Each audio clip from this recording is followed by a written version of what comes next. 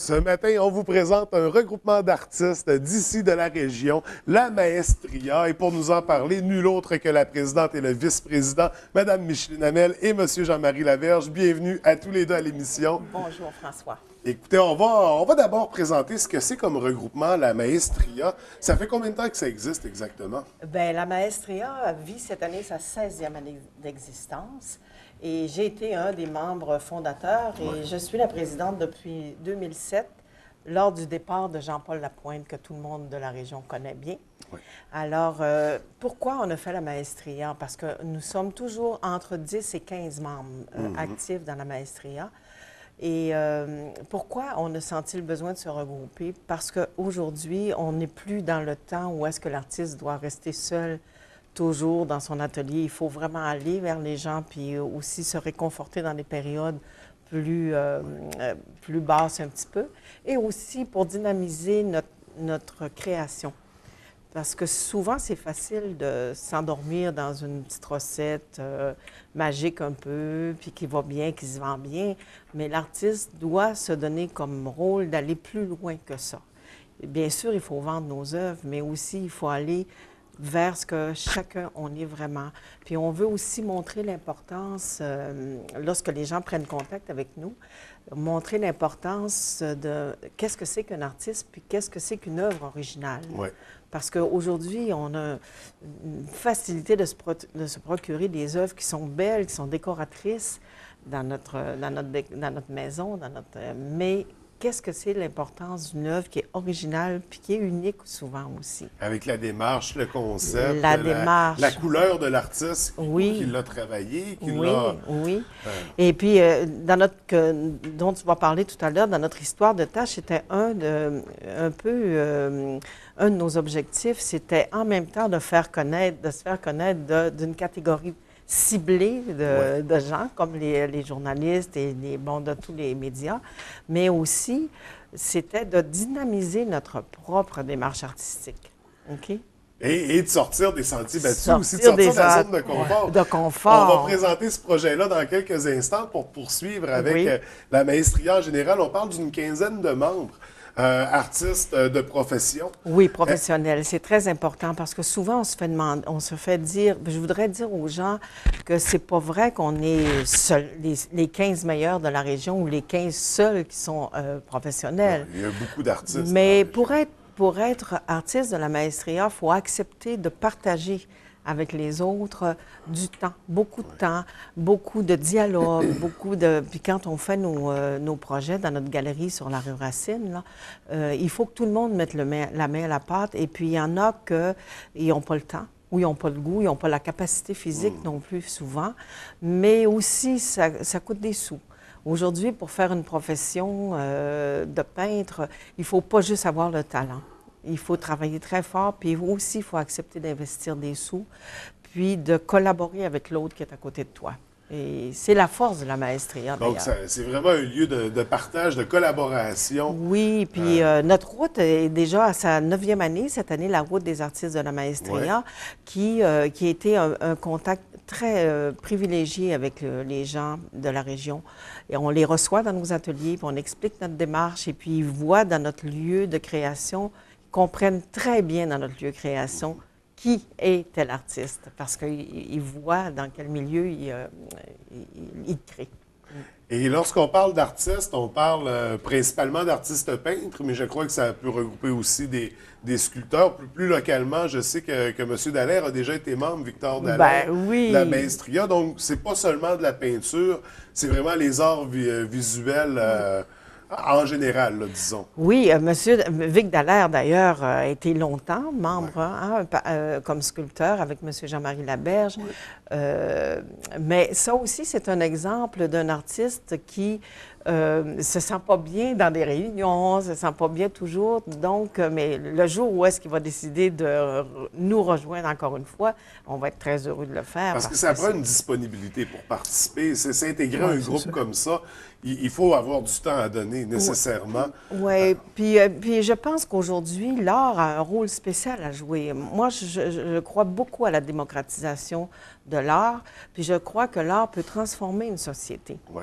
Et à une époque où on parle beaucoup de la culture qui est en péril par des coupures à gauche, à droite, des trucs comme ça, je pense justement que l'art prend encore plus d'importance dans nos vies. Après avoir vécu, justement, j'entendais tantôt le maire Jean Tremblay, après avoir vécu des périodes d'élection où est-ce que c'est cynisme, c'est triste, on se dit, moi je dis à Jean-Marie, j'ai dit, nous autres, on va être les anges qui vont arriver là-dedans. On va amener de la couleur dans nos vies.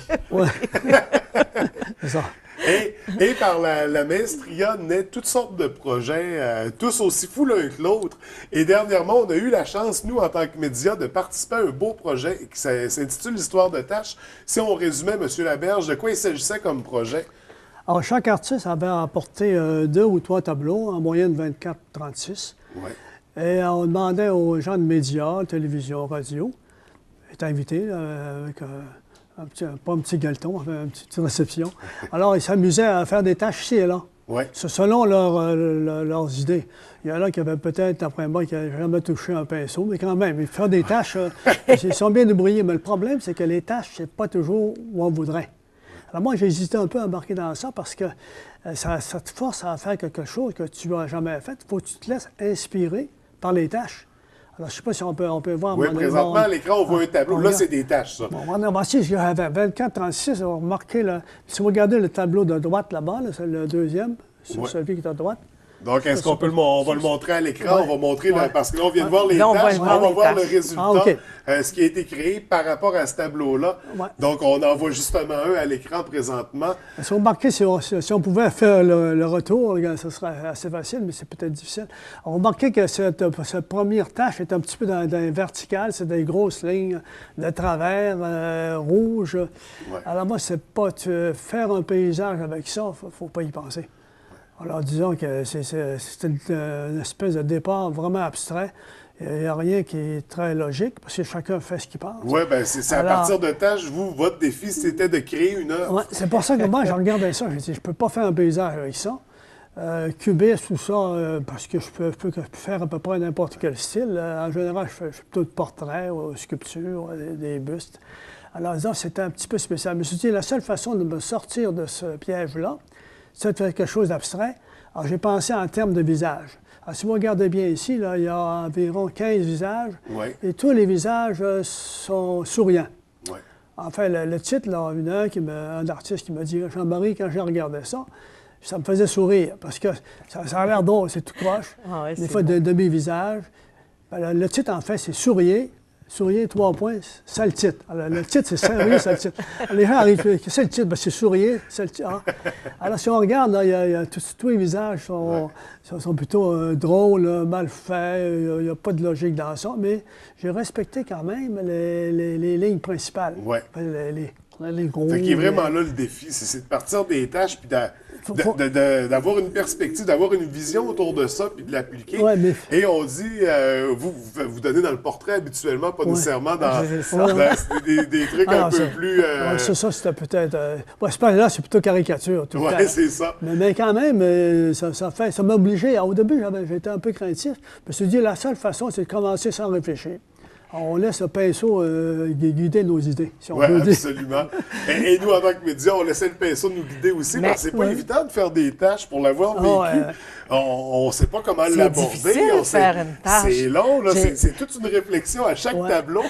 J'ai hâte que tu vois, moi, qu'est-ce que j'ai fait avec ta tâche. C'est une grosse algue marine, là, tu vas voir. Mais je voudrais revenir à Jean-Marie, parce qu'à son insu, c'est ça le miracle, je pense, de l'inspiration artistique, c'est que Jean-Marie a travaillé longtemps en Afrique. Oui. Donc, il y a une inspiration africaine dans ces tableaux-là, ce qu'il n'avait jamais fait par avant. Okay? Parce que ça, c'était... Enfin, je me suis laissé aller sans réfléchir. Ça m'a obligé à m'amuser. Ouais. Mais si vous regardez, je ne sais pas si on pourrait voir dans le deuxième tableau. Oui. On pourrait le voir. Et d'ailleurs, ici, on a des amateurs de rock progressif et ça a tout de suite évoqué des pochettes de King Crimson, des groupes comme ça. C'est assez... J'adore beaucoup si vous regardez le deuxième, si on pouvait avoir les taches, là. Ici, ce qui m'embêtait, c'est dans les coins, à gauche et à droite, il y avait des taches rouges. sur les tâches. Je ne sais pas si on peut les voir. Oui, on va Alors, revenir aux tâches, ouais. ce ne sera pas bien. Alors, ils ont marqué, je n'avais rien à faire. Ça ne peut pas aller avec l'autre style, parce que l'autre, j'avais des lignes verticales, Ouais. horizontales, des courbes. C'est très Celui-là, beau. j'avais des tâches ici et là. Surtout dans le premier, celui-là. Là. Il y avait des tâches. On a les tâches, Bon, ça, il va jouer les présentement, tâches rouges à gauche, en haut, tu as fait tâche droite en haut. Ah, puis c'est incroyable de voir que ça a parti de ça pour donner le résultat qu'on a vu juste avant. C'est sûr, j'aurais pu faire un visage au milieu. Il y avait quasiment un visage, j'ai dit, c'est trop simple, tout le monde va dire c'est facile à voir. Alors, j'ai pensé de faire un genre de banquet. De banquet avec des légumes. Des fruits et des légumes. Il faut regarder, il y a une quinzaine de visages. J'avais à peu près 5-6 légumes au moins. Puis après ça, il y a comme des fruits autour. Et l'ensemble, là, j'appelle ça, je me fais penser à une espèce de banquet avec les deux personnages centraux, ouais, qui sont comme le visage là. Je trouvais que le milieu, ça faisait un peu curieux, ça, finalement. C'est un espèce de panier de fruits, les c'est gars, ça, avec des ouais, visages. Tout le monde est autour, puis ils ont l'air d'avoir du plaisir, hein, qui a l'air surpris un peu. Alors, il fallait en même temps respecter un petit peu les tâches qu'il y avait. Fait que c'était vraiment un beau projet. Là, c'est comme on disait, qui faisait sortir de la zone de confort. C'est des projets comme ça que vous créez à la Maestria. Oui, mais moi, ce que j'ai aimé beaucoup dans la réponse des médias, c'est qu'on ne savait pas, c'était la première fois. C'est sûr qu'on avait quelqu'un qui était responsable des communications et tout ça, mais on ne savait pas comment les gens réagiraient. Mais ce que j'ai aimé beaucoup, moi, c'est que vous êtes embarqués. La majorité, je pense qu'il n'y avait aucun des journalistes qui avait déjà fait de la peinture. Et il y en a même qui sont allés faire leurs entrevues puis qui sont revenus continuer leur tâche. D'ailleurs, nous, dans notre cas, on a préparé des reportages qu'on présentera prochainement sur nos ondes. Donc, on pourra voir la progression jusqu'au résultat final. Ça sera surveillé sur les ondes de TVDL, parce que ça a vraiment été une belle expérience. Et je vous en remercie. Et là, malheureusement, c'est déjà tout le temps qu'on avait pour présenter la Maestria et le projet.